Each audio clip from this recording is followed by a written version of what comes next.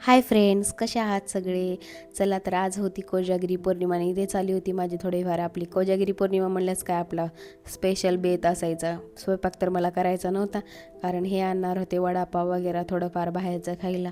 आणि इथे चालली होती क्लिनिंग माझी थोडीफार भांड्यांची, कारण सकाळी आपल्याला होत नाही म्हणून, आणि सकाळी मुलांचे डबेही असतात त्याच्यामुळे. आणि इथे व्यवस्थित आम्ही जेवण वगैरे करत होतो, म्हणजे जेवायला काही जास्त नव्हतं, वडापाव वगैरे हे त्यांनी ते आणलेलं मी तेच काढत होते. गरम गरम होते, म्हटलं चला खाऊन घेऊ. आणि मला परत बनवायचं होतं दूध, गरम गरम होतं. मी काही वडापाव नाही खाल्ला कारण तेवढा टेस्टी नव्हता, पण हर्षूला आणि अंशूला खूप आवडलेला होता. हर्षू आता जरी झोपलेला असला तर तो नंतर उठून खाल्लेला आहे वडापाव, कारण त्याला चटरपटर असं आवडतं ना खूप, अनलिमिटेड. यांनाही आवडलेला होता, कारण साधे नॉर्मल वडापाव नव्हते म्हटले हे, कारण मला तोच आवडतो तशामधला एकदम झणझणीत. मिरची तर काय होती, पण टेस्ट नव्हती तेवढी वडापावला. फायनली ते आमचं थोडंफार डिनरचं झालेलं होतं आणि ती मी आली होती दूध करायला, जे की आज कोजागिरी पौर्णिमा असते, आपल्या चांदूमामा बघायचा असतो याच्यामध्ये. म्हणून थोडी माझी म्हणजे जास्त काही नाही, थोडीफार प्रिपरेशन चालू होती. चारोळ्या वगैरे आणि आपले ड्रायफ्रूट्स वगैरे, केसर वगैरे सर्व काही मी म्हणजे पूर्ण केलेलं होतं प्रिपरेशन. आणि हे पहा, मला हे चारोळ्या तर खूप आवडतात दुधामध्ये. आणि बदाम वगैरे मी म्हणजे मॅश करून घेतलेले होते ऑलरेडी.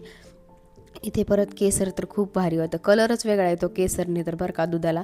फायनली तुम्हाला मी दूध दाखवते, एवढं सुंदर झालेलं होतं, प्यायला पण एकदम भारी झालेलं होतं बरं का. हे म्हणत होते एवढं दूध नाही पुरणार, दरवर्षी मी ह्याच्यापेक्षा जास्त मोठं करते, दूध वगैरे जास्त करते थोडंफार, पण दरवर्षी मला माहिती आहे मुलं बिलकुल पीत नाहीत, मग ते आम्हालाच सकाळपर्यंत प्यावं लागतं आणि दुसऱ्या दिवशीही मग परत तेच चालू असतं. मग ते दूध पिल्यानंतर भुका लागत नाहीत, मग जेवण करत नाहीत.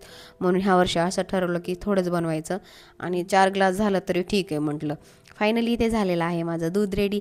आता आम्हाला जायचं होतं याच्यामध्ये चांदूमामा बघायला, जे की आज कोजागिरी पौर्णिमेचा खूप मोठा लखप्रकाश पडलेला होता छतावरती. फायनली आलो आम्ही, आणि मुलं तर टॉर्च लावलं पाहत होते बरं का चांदूमामा, कारण मुलांना दिसला की नाही माहिती, हर्षूला थोडाफार दिसला पण अंशूला दिसलाच की नाही माहिती. फायनली ते आमचं चांदूमामा वगैरे पाहणं झालं होतं. मग आता इथं होतो आम्ही दूध पिण्याच्या तयारीमध्ये, बघा किती सुंदर कलर आलेला आहे दुधाला. फायनली इथे आम्ही पित होतो दूध. चला, मी माझ्या ब्लॉगला इथेच एंड करते. कसा वाटला मिनी ब्लॉग ते मला नक्की सांगा. आवडला असेल तर लाईक शेअर सबस्क्राईब नक्की करा. तोपर्यंत